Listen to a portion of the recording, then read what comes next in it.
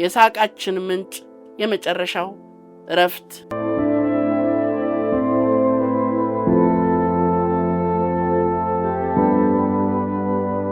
ከህልፈቱ አንድ ቀን በፊት በኢቢኤስ ስቱዲዮ ተገኝቶ ነበር። ያኔም ታዲያ ያ የተለመደ ፈገግታውና ጨዋታ አዋቂነቱ አልተለየውም ነበር።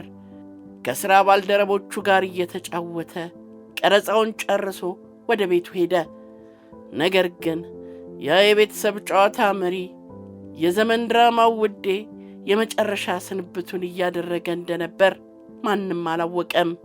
ያዝለቀቅ የሚያደርገው በሽታው ጨክኖበት የሕይወት መጋረጃው ሊዘጋ ጥቂት ሰዓታት ብቻ ቀርተውት እንደነበርም የጠረጠረ እንኳን አልነበረም።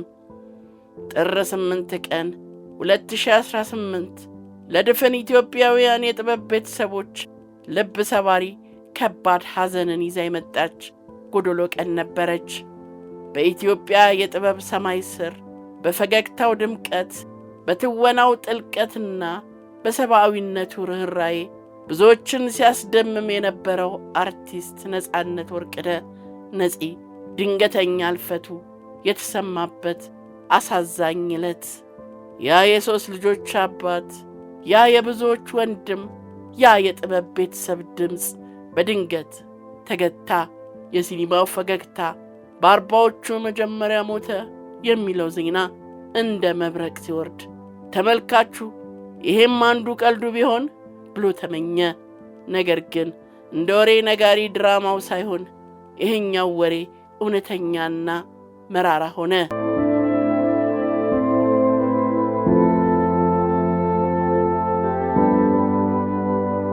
ነጻነት እንደ ወትሮ ሁሉ ጥር 8 ቀን 2018 ዓ.ም ከእንቅልፉ የነቃው ማለዳ ላይ ነበር። በዕለቱ ሊያከናውናቸው ያሰባቸውን ሥራዎች ለመተግበር በጠዋት ከቤቱ መውጣት ፈልጓል። ልብሱን እየለባበሰ ባለበት ወቅት ድንገተኛ የህመም ስሜት ተሰማው። ህመሙ ፋታ የማይሰጥና ጠንከር ያለ ነበር። በዚህ ጊዜ ወደ አንድ የቅርብ ጓደኛው ጋር ደውሎ እያመመው መሆኑን ነገረው። አልቻልኩም፣ ሐኪም ቤት መሄድ እፈልጋለሁ አለው። ጓደኛው ወደ ሆስፒታል ይዞት በረረ። የነጻነት ህመም ግን ፋታ የሚሰጥ አልነበረም። ስቃዩ እየበረታ ሄደ። በምሳ ሰዓት ገደማ ያ ሁሉ ፈገግታ፣ ያ ሁሉ የጥበብ ሀብትና ያ ሁሉ የወደፊት ተስፋ ከዚህ ዓለም ተለየ። እንደዋዛ ፋይሉ ተዘጋ። ነጻነት በቴሌቪዥን የልጆች ጊዜ ፕሮግራም ላይ ሲታይ ጀምሮ የኢትዮጵያ ሕዝብ የራሱ ልጅ አርጎት ነበር። በአዲስ አበባ ዩኒቨርሲቲ በቲያትር ጥበብ ሰልጥኖ ሲወጣ ጥበብ በደም ውስጥ እንደነበረች ማረጋገጫ ሆነ። የወንድማማች የሞግዚቷ ልጆችና አንድ ለእናቱ በሚሉ ፊልሞቹ የኢትዮጵያን ሲኒማ በሳቅና በቁም ነገር አድምቋል። ድንገተኛ ህልፈቱ መላውን የአገሪቱን ሕዝብ በከባድ ድንጋጤና ሐዘን ውስጥ ዘፍቆታል። ይህ መርዶ እንደ ሰደድ እሳት ሲሰራጭ ከአገር መሪዎች እስከ ጥበብ ባለሙያዎች ድረስ ሁሉም እንባቸውን አፍስሰዋል። በተለይም የህዳሴ ግድብ አዲስ ዓመት መቀበያ ላይ የነበረው ጉልበትና ለሀገሩ የነበረው ፍቅር ጠቅላይ ሚኒስትሩ ሳይቀሩ ሁላችንም አዲሱን ዓመት በደስታ እንድንቀበል አድርጎን ነበር ብለው እንዲመሰክሩለት አስገድዷል።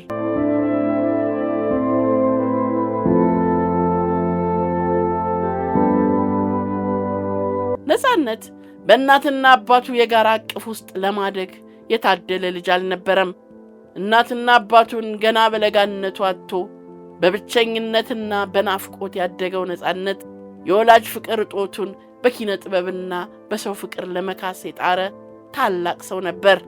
ወላጆቹን ቢያጣም እንደ እናትም እንደ አባትም ሆነው ያሳደጉትን አያቱን እጅግ አጥብቆ ይወዳቸው ነበር። ለቅርብ ወዳጆቹ ደጋግሞ የሚናገረው አንድ ልብ የሚነካ ኑዛዜም ነበረው። ስሙት ከአያቴ አጠገብ አሌልቱ ጊዮርጊስ ቅበሩኝ የሚል የምኞቱ ከአፈር በታችም ቢሆን ከአያቱ ጋር አብሯቸው የመሆን ጉጉቱን የሚያሳይ ነበር። አሌልቱ ጊዮርጊስ አጸድ ስር ያረፉትን አያቱን በናፈቁት ጊዜ ሁሉ እየሄደ ይጎበኛቸዋል። ከመሞቱ አንድ ሳምንት በፊትም እንደተለመደው ወደ ሌልቱ ጊዮርጊስ ተጉዞ አያቱ መቃብር ላይ ጸሎቱን አድርሶና ቤተ ክርስቲያኑን ስለማደስና የልማት ሥራዎችን ስለማከናወን ከደብሩ አስተዳዳሪዎችና ከሚመለከታቸው አካላት ጋር ሲመክርና ሲነጋገር ቆይቶ ነበር የተመለሰው።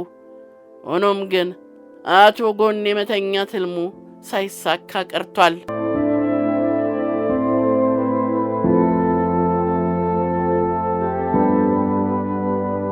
ጥበብ ለነጻነት ሥራው ብቻ አልነበረችም፣ ሕይወቱና ኑሮም ጭምር እንጂ።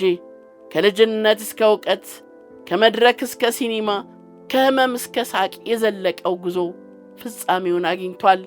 የኢትዮጵያ የጥበብ ሰማይ አንድ ትልቅ ኮከቡን አጥቷል። እሱ ግን በአድናቂዎቹ ልብ ውስጥ በሠራቸው ሥራዎችና በዛ ድንቅ ፈገግታው መቃብር የሌለው ሕያው ሆኖ ይኖራል። ሞት በደጃፉ እንዳለ ሳያውቅ ለአያቱ ጓሮና ለዘላለም ረፍቱ ሲዘጋጅ የቆየ ይመስላል። ሆኖም እሱ የሀገር ዕዳና የጥበብ ባለቤት በመሆኑ ኑዛዜው ሳይፈጸም የቀብር ሥነ ሥርዓቱ በታላቁ ሥላሴ ካቴድራል እንዲፈጸም ተወስኗል። አንተ ሰውን ሁሉ ደስ እንዲለው አድርገሃልና ነፍስህን ደስ ይበላት። ድንገት ለምትጠራ ዓለም ምን ያስጨንቃል?